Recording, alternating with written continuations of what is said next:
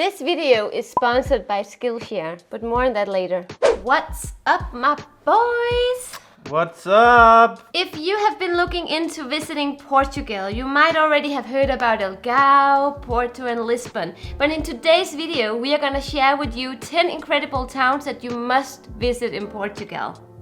But let's start with the first one, which is Piodão. Piodão. Oh, how, the Portuguese to say Piodão. Piodão. This is a place we recently visited, and it is one of the most picture-perfect places we have been. And it actually starts when you drive to the town, because you drive through this beautiful nature park. Serra da Estrela. Yes, on the back on the mountains, and then you all of a sudden go down an alley, and it appears to you this beautiful old stone town with blue doors.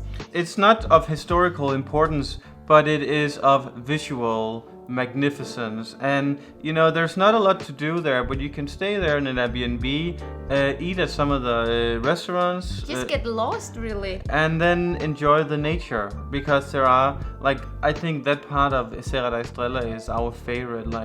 It's a fairy tale world, and that is actually common for many of these towns on today's menu, because the next one is Guimarães, and Guimarães is actually a pretty big city, but we will call it a town because we are sticking to the historical UNESCO heritage part of it. So because the historical center of Guimarães is a UNESCO heritage, you have all these beautiful buildings that has been maintained like this for many years, so it's picture perfect in there. And what we have come to love about Guimarães is also that the plan of the town is filled with small squares and beautiful monuments, and it has a certain vibe there because there's so many young people in the town due to the fact that it's a, what do you call it? University town. When you go to Algarve, most of us associated with, tourists from Britain, getting drunk, wife beaters, and pints. And pints of beers. And fake lashes. Yeah. But Algarve has a lot more to it. An example of this is Tavira, which is a wonderful town. It's actually my favorite town in the entirety of Algarve coast. Yeah. It's so romantic there. It has this beautiful channel running through the city, and then the city walks up two hillsides. So you have a lot of beautiful views, you have amazing squares for you to enjoy amazing foods and all the restaurants. And then you also can get lost there. You have an old, very well-maintained castle there. Yeah. And I think it's just the vibe. You are close to where they collect our favorite food, amêchoas. It's just a strong contrast to what you associate with Algarve, and the people who come here are the people who appreciate this architecture, the setting, and the authenticity of the atmosphere. So if you don't like the pizzerias and tourist traps of restaurants, this is where you will come. And we are returning next summer. Absolutely. The next one is Vila Nova de Milfontes, and it's one of our favorite places. It might appear as your average beach town, but in reality it's so far from it. The first thing that will appear to you when you go to Vila Nova Milfontes is that you will see this beautiful Rio going out in the bay. In the bay, and it's so beautiful. So you have these two sides, so stunning. You have so many small little restaurants that are just located in the most beachy setting of all time, and also our favorite restaurant, top 5 in Portugal, Tasca Celso. Absolutely, it's worth traveling there. Even if Milfontes was just a shithole, you would go there for this restaurant. With one word, I would describe it as perfect tranquility. That was two words. That's 2 words. Okay. But Tranquility. And talking about tranquility, it makes a lot of sense to go to the next one on our list. Oh yeah, because we are suddenly at the Azores, in the middle of the Atlantic Ocean, and on the northeast side of São Miguel, the main island, you have a town called what? Nordoeste.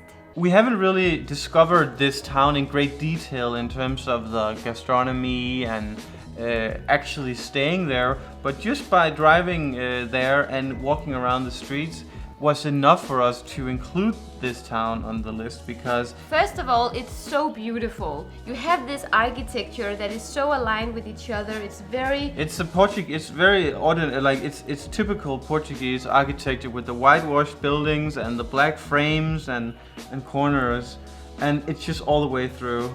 Guys, if you love to learn new stuff or just improve existing skills, then Skillshare might be something for you. Skillshare is an online learning community with tons of cool classes that can equip you with new skills and new knowledge. Skillshare has been valuable for us as it has made Joen a better drone pilot. For a long time, flying the drone was the only actual practice that I had. Then last year, I took a Skillshare class on advanced drone videography, and that really took my drone skills to the next level. In addition to that, Amalie has also used Skillshare to improve her Photoshop skills. For each videos, I spent hours upon hours on making the perfect thumbnail, and it hasn't always been great. But 6 months ago, I took a Photoshop class on Skillshare, and it basically gave me the tools to make much more professional thumbnails that are also more click-worthy, right? Skillshare is also great for getting new hobbies, where I've promised myself to learn how to play the grand piano.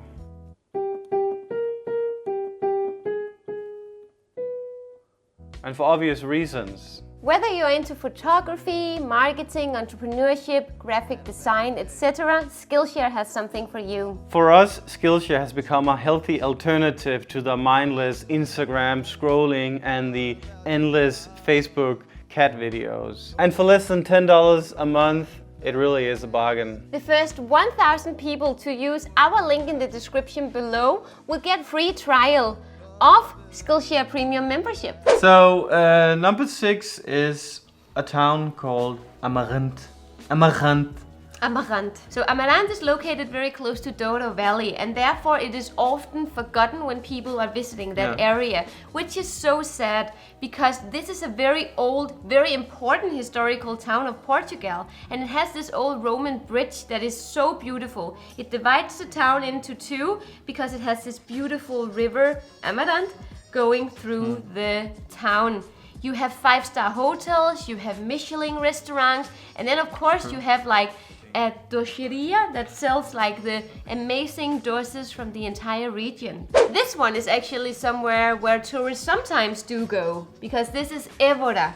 Évora is only located 1 hour away from 1.5 hour away from Lisbon, but it's a place that a lot of people go for day trips, which is fine. But if you wanna explore Évora, you should go for stay there, because that's when you get the essence of the city. I mean, Évora is it's a very quirky place. You know, you have a bone chapel where you have bones and skulls from humans everywhere, and you have, it's like the history is so rich that if you're into that, you will just die when you will need a week, I think, to get all the history. But I think what makes this such an incredible town is that all the old walls are encapsulating a UNESCO heritage site that is just 100% perfection in terms of the architecture. I mean, there's no modern atrocities. No. When you go to Évora, you get the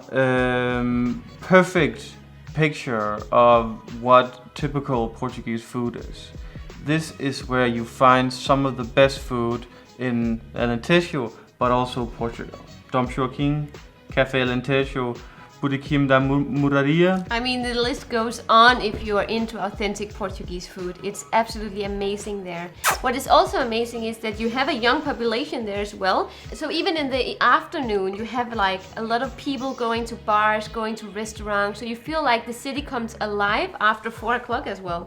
It's stunning. When we went to Trás-os-Montes back in June, we got to see a part of Portugal that we hadn't seen before, because this town, Rio de Onor, is one of the most interesting examples of what Portugal used to be back in the day. Yeah, it's basically like time stopped in the 80s or in the 60s in this town.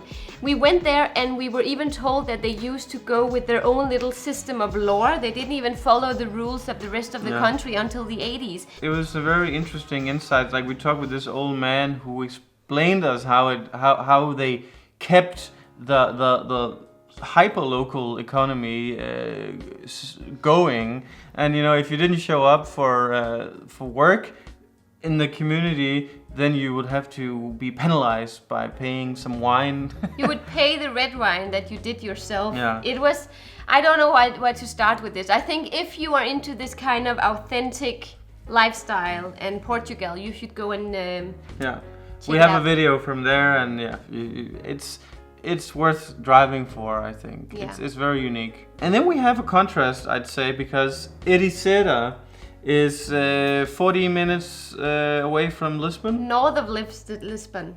It's the place to go if you like surfing. We don't surf at all because we're not good at it. We're not able to do it. We're useless.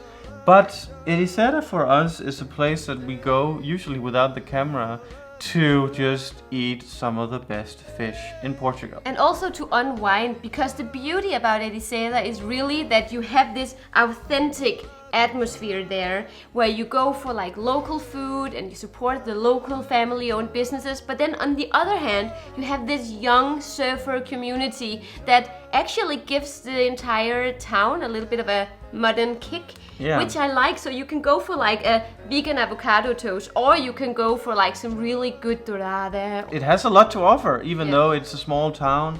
The only downside is that it's usually always windy there, but that's why it's a good place to surf. What I love to do in Ericeira is to sit on one of the restaurants on the cliffside and then look down at the fishermen while they are pulling in the same kind of fish that you are eating. It is magnificent, and you feel like the circle of life there. The 10th incredible town of Portugal. It's also my first recommendation if you are in Portugal. We just went there literally a week ago. And that was our third time. Third time, yeah. This is Monsaraz. And Monsaraz is a historical, important town of Portugal. It's almost like you could do Braveheart 2 there. Or the Portuguese version of Braveheart at this place. Yeah. It's located on a hilltop, the view to the biggest man-made lake of Europe, and then you just have, it's just perfection. It's perfection. It's actually a fairly small town, but because you are located in the buttercup of beautiful nature, you can spend a lot of time there. And even the cuisine there is amazing. I think, this is a place where you can come and spend a whole week, in my opinion, because of course there's not a lot to do inside the town, but around you have pottery, a town full of pottery. You have incredible cuisine in Estremoz, in Marvão. You have amazing hiking opportunities. Évora is pretty close. So these were the 10 incredible towns that you have to visit in Portugal. And the crazy part is that there are so many more. I mean, we have barely scratched the surface, even though we've been here for 2 years and traveled around Portugal non-stop. There are so many more places that we haven't been, but that we will be going to. And this just says so much about Portugal. Portugal is a country that is just vastly underrated. But guys, all you Portuguese people, let us know down below what are some other towns that people must not visit. Must visit, not much. Miss. On that final note, we will thank you for watching the video. Obrigado por ver o vídeo. Até logo, guys. Até logo. No, até lego. Até logo. Até lego. Até já. Até lego. Tchau, tchau, tchau. Amanhã.